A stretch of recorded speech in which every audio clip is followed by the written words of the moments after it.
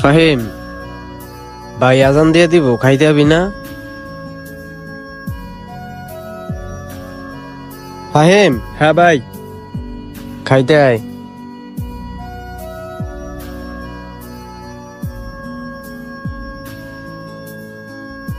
আইসোস?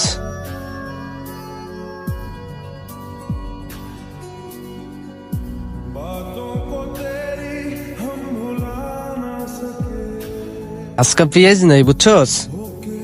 আজকে পেঁয়াজ ছাড়াই খা, হ্যাঁ? আচ্ছা ভাই, ঠিক আছে।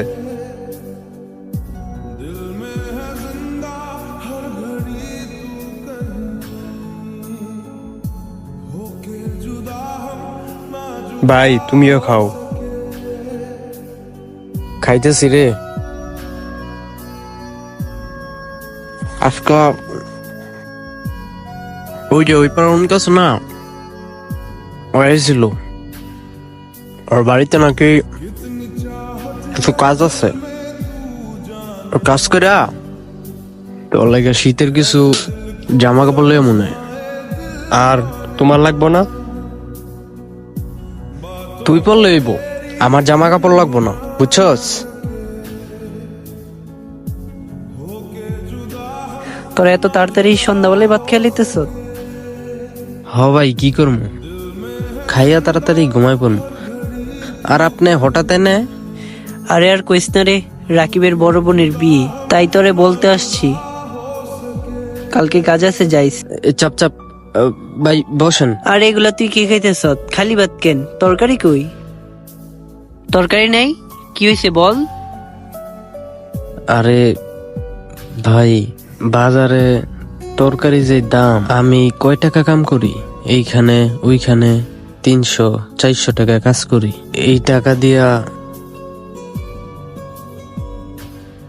আমাদের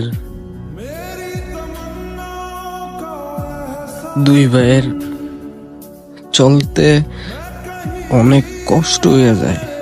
আর বাজারের যেই দাম ভাই, আজকা অনেক দিন ধরে আমার এই বাইরারে নিয়ে ঠিক মতো তরকারি দিয়া ভাত খাইতে পারি না। আমার এই ভাই, তার এই 2 হাত নাই। আমি যেই টাকা কাজ করি,